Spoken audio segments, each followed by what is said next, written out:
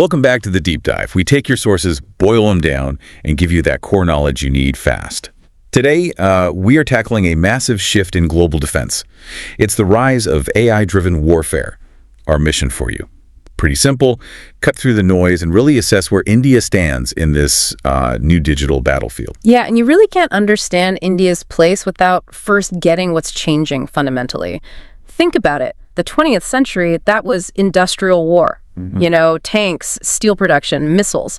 The 21st, it's shifting towards intelligent warfare. It's fought with algorithms, with data, with machines that learn and decide much faster than any human can. Okay, that speed element, let's jump right on that. This is what's often called algorithmic warfare, right? Exactly. It's basically AI sifting through just colossal amounts of battlefield data in real time, identifying targets, predicting moves, and then either, suggesting or maybe even executing a response. It's about shortening that decision cycle dramatically, the ultimate operational shortcut. And we see this globally. The U.S. has Project Maven, that's pretty well known, focusing on fusing data streams. Right. China uses the term intelligentized warfare for its whole strategy. Yeah, and that global pressure, that context, is precisely why India had to, formalize its own approach. It couldn't just wait. India's organized move really kicked off in 2018. That's when the Ministry of Defense set up its task force on artificial intelligence for defense. Ah, yes. The one chaired by N. Chandrasekaran. That's the one. And crucially, they didn't just tinker around the edges. They aimed straight for the big stuff. Autonomous systems, cyber defense, huge logistics optimization problems, and speeding up intelligence analysis. They recognized from the start this wasn't just some incremental upgrade. It was, foundational. Okay, so if we want to gauge India's progress, we need benchmarks. Let's look at the leaders, the U.S. and China. This isn't just about research papers anymore, is it? It feels like a full-blown race for... what's the term? Decision dominance. That's exactly the U.S. goal. Decision dominance. Their strategy is all about weaving AI into every single domain: land, air, sea, space, and cyber. And institutionally, they've made big moves. They merged the Joint Artificial Intelligence Center, the JAA, into the new Chief Digital and AI Office, the CDAO. So centralizing control. Precisely. It wasn't just shuffling boxes on an org chart. It signals that AI is now a core, unified element of their military structure. The whole point is using better data faster than the enemy to keep them constantly reacting. Okay, so the U.S. is about speed through data. What about China? Their intelligentized warfare seems broader. It is. It's more holistic, perhaps. They don't just see AI as a tool, they see it as the central nervous system for modernizing the entire People's Liberation Army, the PLA.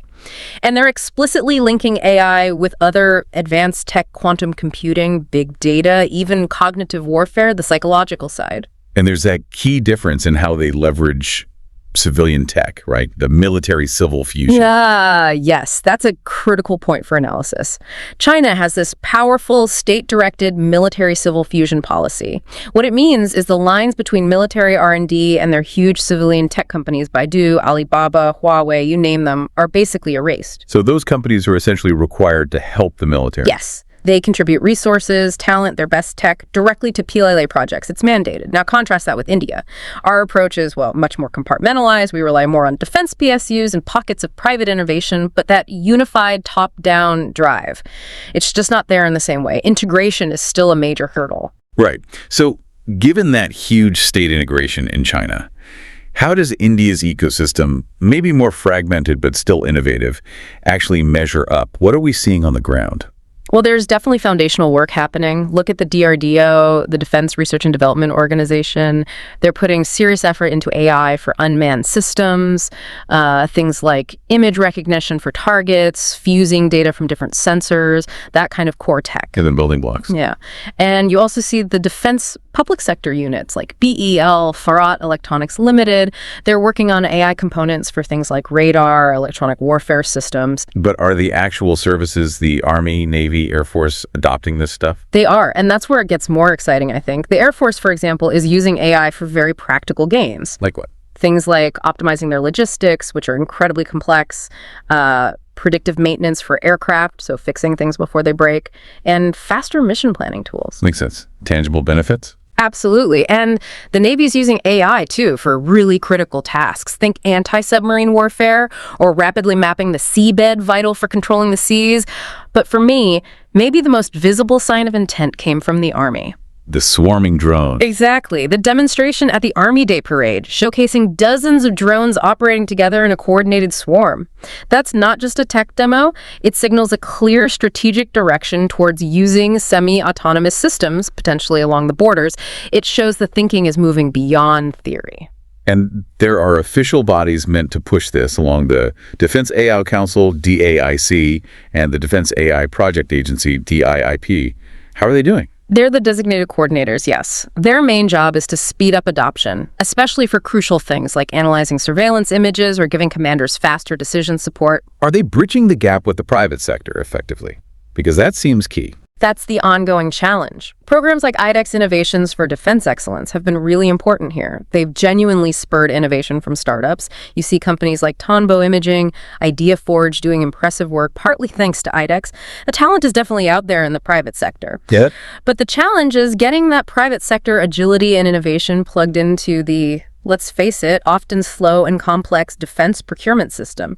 DAIC and DIIPA need to be effective conduits, and that's still, a work in progress. Okay, this talk of autonomous systems naturally leads us to the big ethical question. Lethal autonomous weapon systems, or laws. Should machines be making life or death decisions? It's the unavoidable question, isn't it? And it's being debated intensely at the UN and other forums.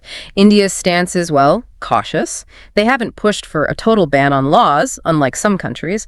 Instead, India emphasizes responsible development and use, with a strong focus on human oversight. The human-in-the-loop model. That's the preferred term, yes.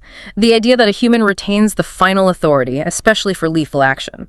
But let me push back on that a bit. If the whole point of AI warfare is speed, achieving that decision dominance we talked about, doesn't keeping a human in the loop negate that speed advantage? If you're facing an enemy using fully autonomous systems, can you afford that human check? That is the core tension. You've hit it exactly.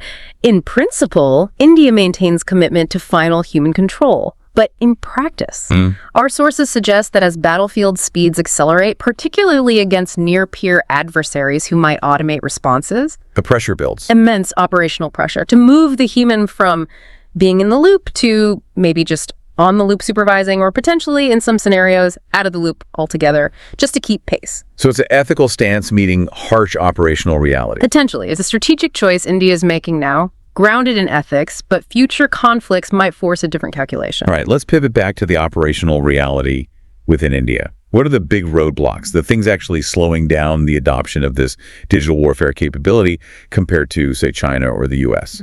Our analysis points to 4 major bottlenecks, and they're sort of interlinked. They're really critical hurdles. Data scarcity. AI needs data.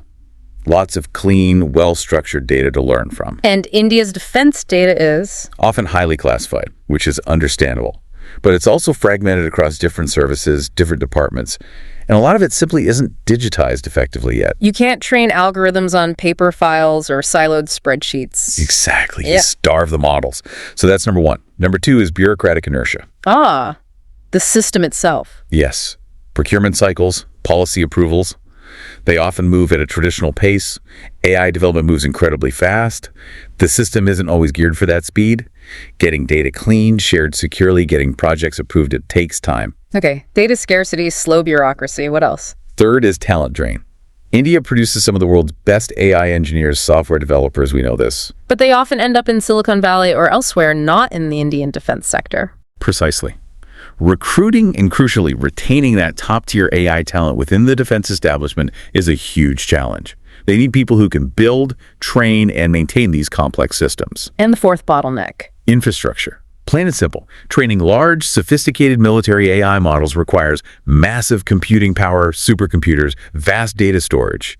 While India is building capacity, we're still, frankly, playing catch-up compared to the resources the US and China are pouring into this. That's a tough list.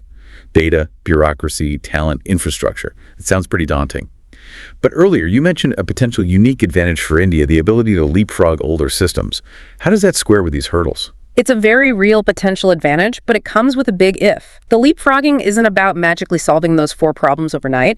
It's about potentially bypassing decades of investment in older legacy military hardware and systems that Western countries are often saddled with. They have to modernize slowly, integrate AI into old platforms. Whereas India could potentially go straight to newer AI native systems. Potentially, yes.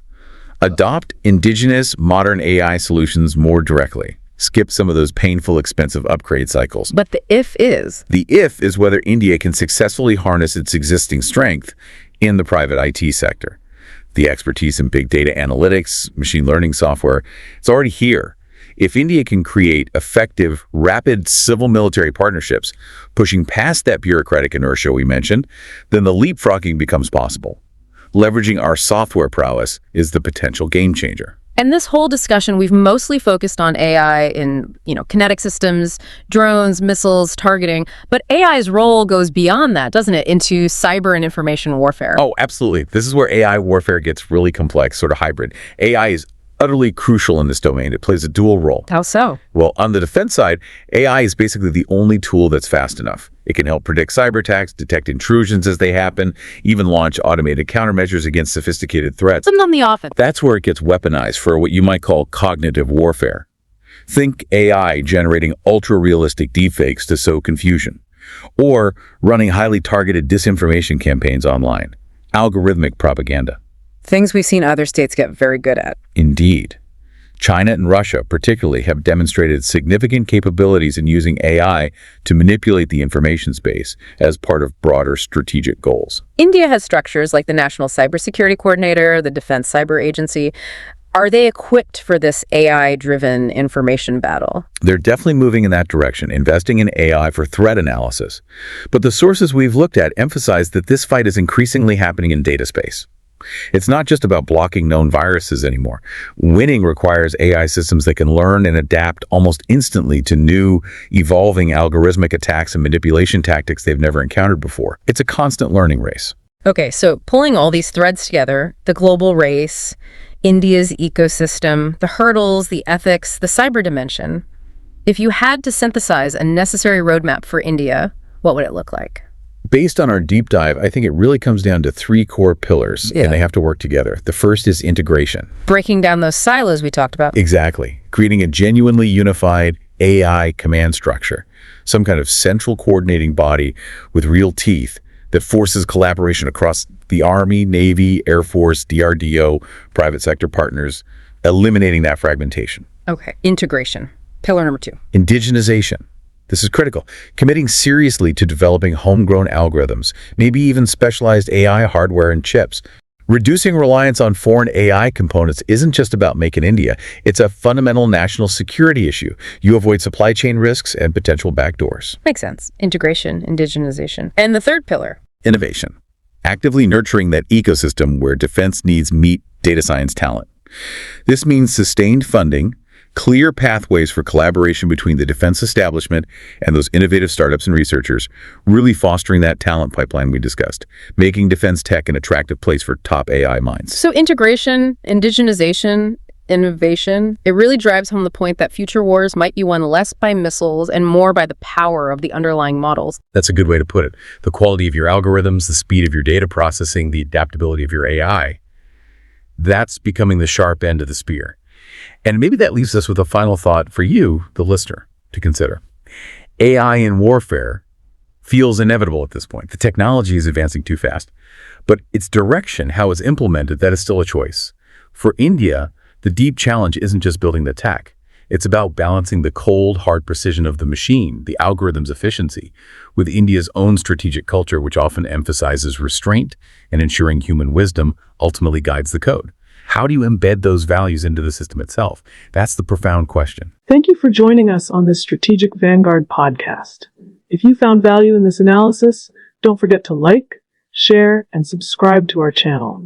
We bring you fresh podcasts every Monday here on YouTube and Rumble, and you can also catch the audio versions on Spotify and Amazon Music. Just search for Strategic Vanguard Podcast.